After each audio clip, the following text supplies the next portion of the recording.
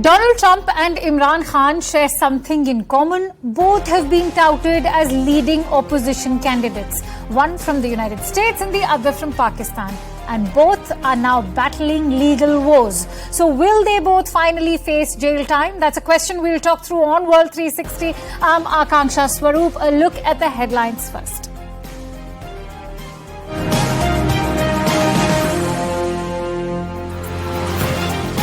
Former Pakistan Prime Minister Imran Khan arrested and sentenced to 3 years in jail in connection with the Toshakhana case. This comes ahead of Pakistan's general elections. Drone wars between the two warring nations of Russia and Ukraine continue. A fresh attack on a Russian chemical tanker has been reported.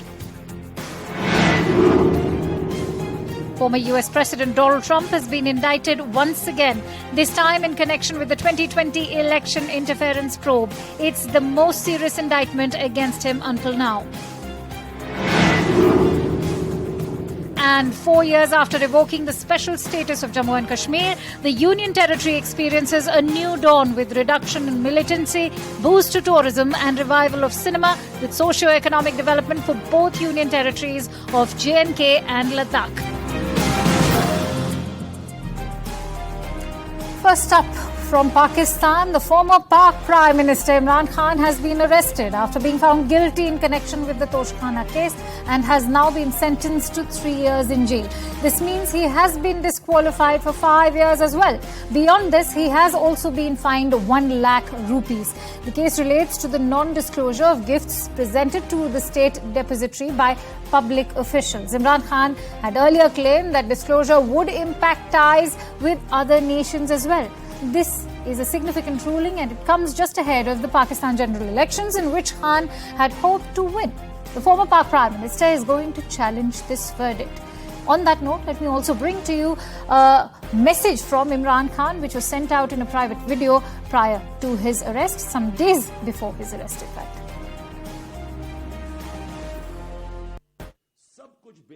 मेरे पाकिस्तानियों, जब तक ये पैगाम आप तक पहुंचेगा, मुझे ये अरेस्ट कर चुके होंगे और मैं जेल में होऊंगा, तो मेरी आपसे सिर्फ एक ही रिक्वेस्ट है, अपील है कि आपने घरों में चुप करके नहीं बैठना।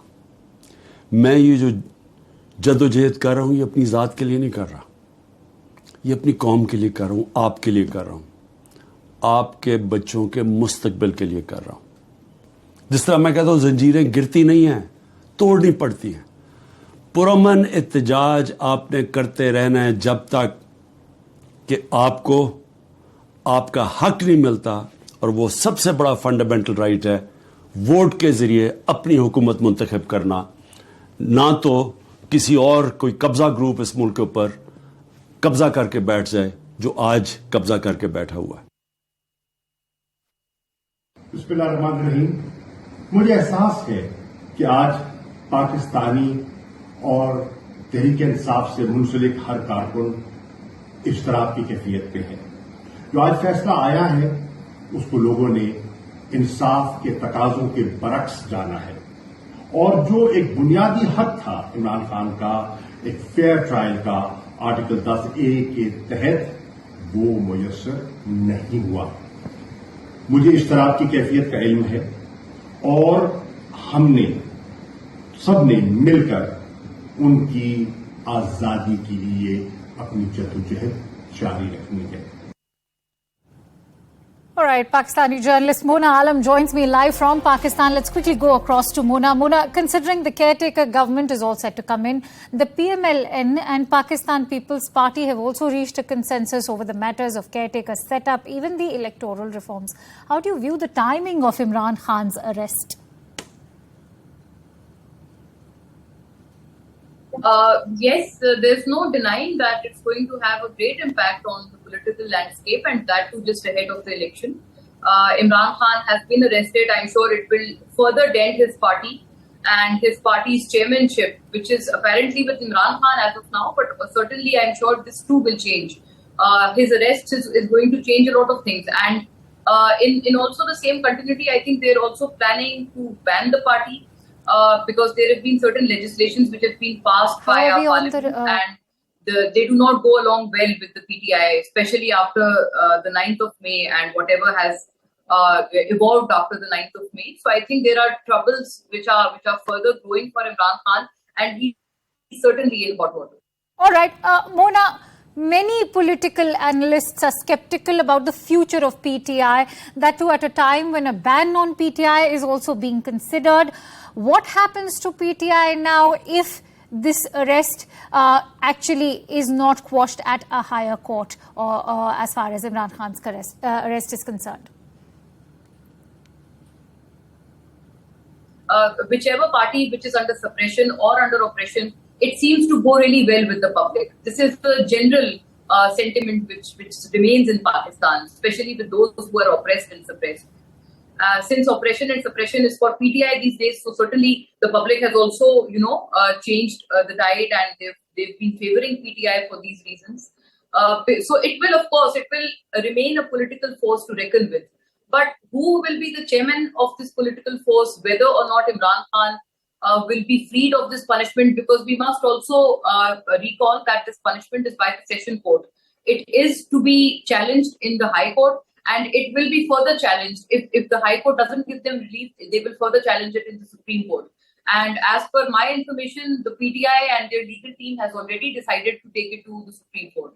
So in case this decision is quashed, that will be a great relief for Imran Khan. But if the decision is chosen to stay after whatever the challenges that the PTI is doing for Imran Khan to come back as the chairman, and for the PTI to remain intact as a political party ahead of the election, I think if the party is undamaged and it still remains as a political entity and as a viable political entity, I'm sure it will give a really tough time to the political party. All right. Mona, we've seen Pakistan plunge into massive unrest when Khan was arrested earlier in May. How challenging will security be, not just for the paramilitary forces, but also for the government, not to forget that the caretaker government is in fact about to step in? The people here in power in the government, they still seem to claim that all of it was orchestrated by Imran Khan. It was a pre-planned attack on the state of Pakistan, on military installations of Pakistan. So yes, this too is a case, by the way, which is ongoing as we speak against the PTI and against Imran Khan. So let's see where it goes from here.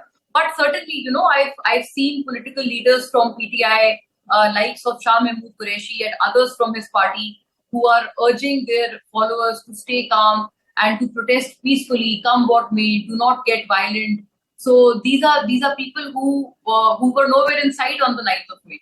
They should have given these sermons back in the day, and if they had done so, I'm sure their party would have been in a much better position today. But unfortunately, that never happened, and whatever happened on the 9th of May is the prime reason of the PTI being in doldrums. Absolutely. Many thanks to you, Mona, for bringing in all those latest inputs and for joining World 360. But that's not all that's happening in Pakistan. The country's National Assembly has also passed a bill to form a financial crimes authority. The main aim of this body will be to curb problems that Pakistan frequently faces, which is money laundering and terror financing. The next step is for the bill to be signed by Pakistan's President Arif Alvi. The bill is also supposed to help the country avoid the FATF's grey list if it's properly implemented. Remember, last year Pakistan was taken off the grey list of the FATF, the global watchdog on terror financing and money laundering, 4 years after the country was put in the infamous categorization. Let's try and get in a sense of perspective in terms of what this bill will mean, and for that I'm joined in by a lawyer from Pakistan, Mr. Mohammad Ahmed Pansota, who's joining us live. Thank you so much, Mr. Pansota. Now, is there any divide within the legal community in Pakistan when it comes to this bill? Well, as far as the legal community is concerned, it may have its concerns on the way this legislation was passed, because in the last few days, government has approximately, I would say, passed about 54 legislations in a period of 2 days. So yes, there can be a haste associated with this legislation. But apart from that, the content of the legislation, I believe, is certainly something that any government should have done long time back. When this law was made, initially the authority should have been made. There are several other laws in Pakistan where which talk about the creation of an authority, but the authority was never made. So this law, I think, if it required any changes, should have been done much earlier. But I don't see, as far as the substance or the content of this law is concerned, any problems. All right, many thanks to you, Ahmed Pansota, for joining in. And with that, as I was talking earlier, first we have Imran Khan from Pakistan, now Donald Trump from the United States meeting a similar fate. After being indicted for a third time earlier this week, former US President Donald Trump was arraigned in court yesterday. He pled not guilty. Special counsel Jack Smith, who has overseen the federal investigation, looked on from the courtroom's front row as Trump entered his plea. Remember, Trump has been charged on 4 counts, that of including conspiracy to defraud the United States, conspiracy to obstruct an official proceeding, obstruction of and even attempt to obstruct an official proceeding, and conspiracy against rights. These charges are in connection with the 2020 election interference probe. And speaking on the indictment, Trump said, and I quote, "It was a sad day for America when you look at what's happening. This is a persecution of a political opponent. This was never supposed to happen in America." That was Trump for you. Now, he has also pled not guilty to the new charges in the classified documents case as well. Let's listen in to Trump's reaction.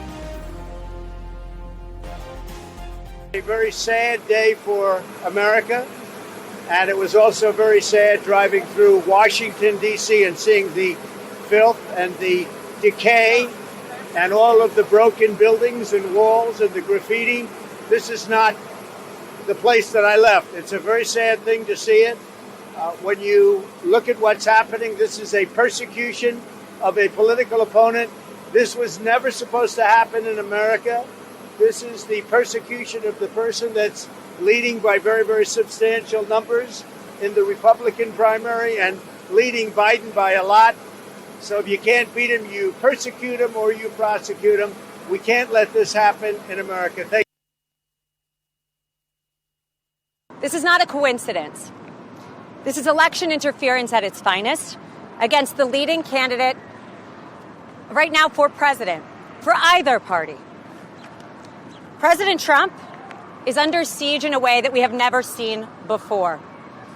President Trump and his legal team and everyone on his team will continue to fight, not for him, but for the American people. All right, let's try and get in a sense of perspective in terms of whatever these developments will mean for the upcoming presidential race in the United States. And for that, I'm joined in by Ray Locker, even Amy Tarkanian. First, let me quickly go across to Ray, who's a leading journalist and author in the United States. Ray, going by the NYT Siena poll, Biden and Trump are tied. Is it not shocking that the criminal indictments have not really crippled Donald Trump's general election chances? No, not really. As a matter of fact, off-year election polls have often showed incumbent presidents trailing their main challengers. You know, look at a similar poll in 1983 showed Walter Mondale, the former vice president, beating Ronald Reagan for re-election, and Reagan ended up winning by 18 points the next year. We saw all through 1971, Edmund Muskie, senator of Maine, leading Richard Nixon in polls, and Nixon won by a huge mandate. So this happens. That doesn't surprise me that much. You would think, though, that with all these revelations and facts released about Trump, that he would be polling down in the low 20s. Unfortunately, American politics aren't like that anymore. So I'm not surprised by the New York Times poll, and somewhat surprised that Trump's not doing worse, but that's the way things are now. All right. Amy, if I could bring you in on this. Amy is a Republican strategist. I'd like your views, Amy, in terms of what explains Donald Trump's bright chances at the moment. Is it Biden's little strength of his own? I think it's a combination. I think that we're now seeing an electorate that doesn't want either to be reelected. But unfortunately for Donald Trump, you have soft Democrats, moderate Republicans, and third party people who do not like him at all. So he could win a primary. I don't see him winning a general. And I think he's got quite an uphill battle for the general. But, I think the fact that he does have such strong support still on the Republican side, it's because he's done an excellent job at creating victimhood. And so his famous line, is the one where he says, they're not coming after me, they're coming after you. I'm just standing in the way. So he's rallied up his base. He's stirred the pot of anger and frustration, and he's got a stronghold on them. All right, many thanks to Amy Tarkanian and Ray Locker for joining in. And with that, let me shift focus over to the war. Russia and Ukraine have gone head-to-head with drone attacks in the past week. Most recently, a Russian chemical tanker has been reportedly hit by Ukrainian drones in the Kerch Strait. Earlier this week, a skyscraper in Russia's capital of Moscow was attacked by a drone for the second time in 2 days. Russia's defense ministry has blamed Ukraine. Ukraine has sent a cold threat to Russia, stating that more drones, collapse, and war is headed towards the Russians. On the other hand, the European Union has also urged Russia not to escalate hostilities in Ukraine after Kyiv's drone attack. But an uptick in drone attacks has become a major part of Ukraine's counteroffensive. Here's a report, but we'll also be going to our guest in just a bit. Let's have a look.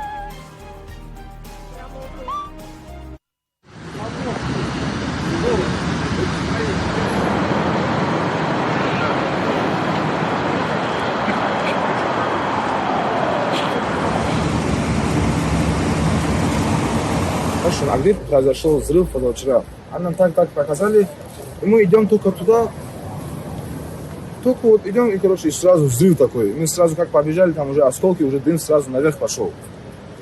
И уже как бы начали побежать уже служба безопасности, вот так, и осколки были очень большие. Их аж собирали, там ставили.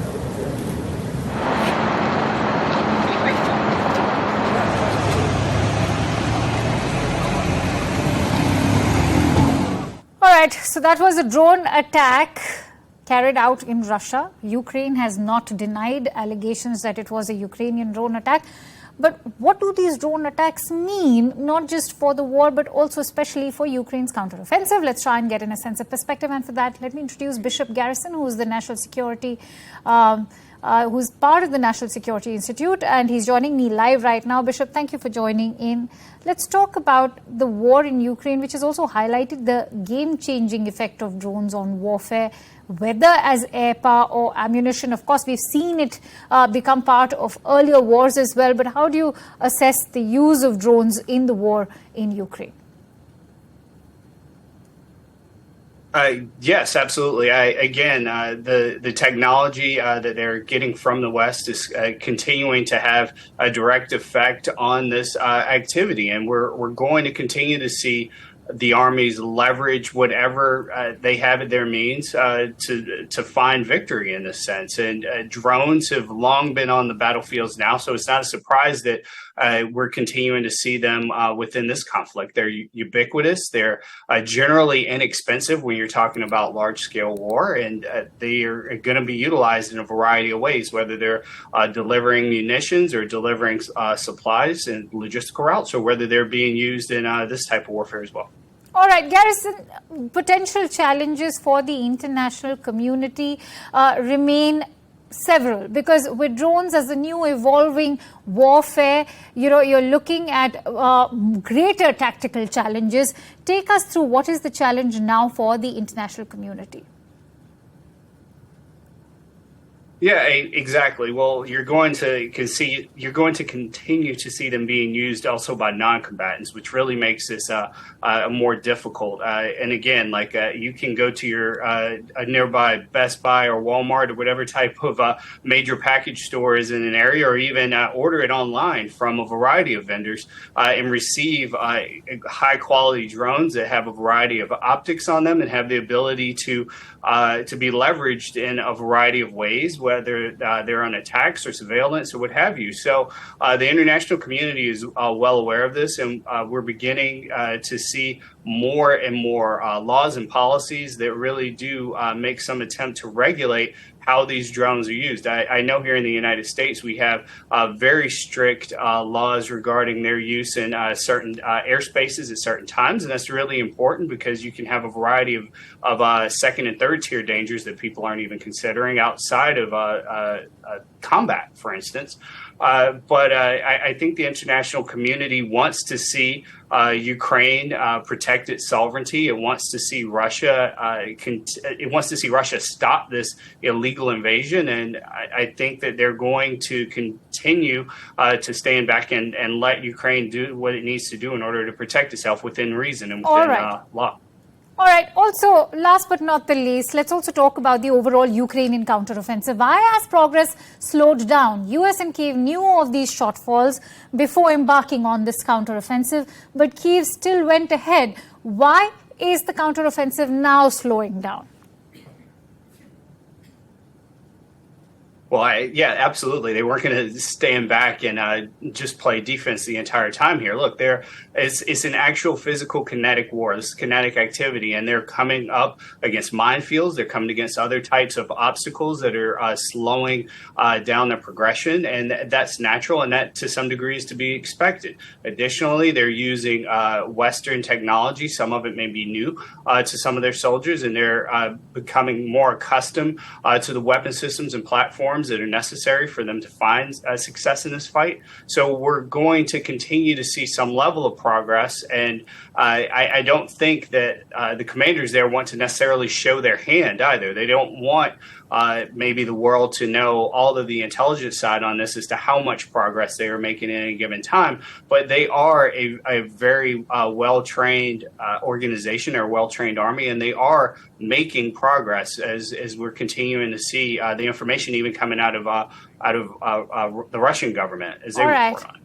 Many thanks to you, Bishop Garrison, for sharing those extensive inputs with us here on World 360. And with that, it's time to slip into a quick break. Don't go anywhere. We'll be back with the latest on weather and much more.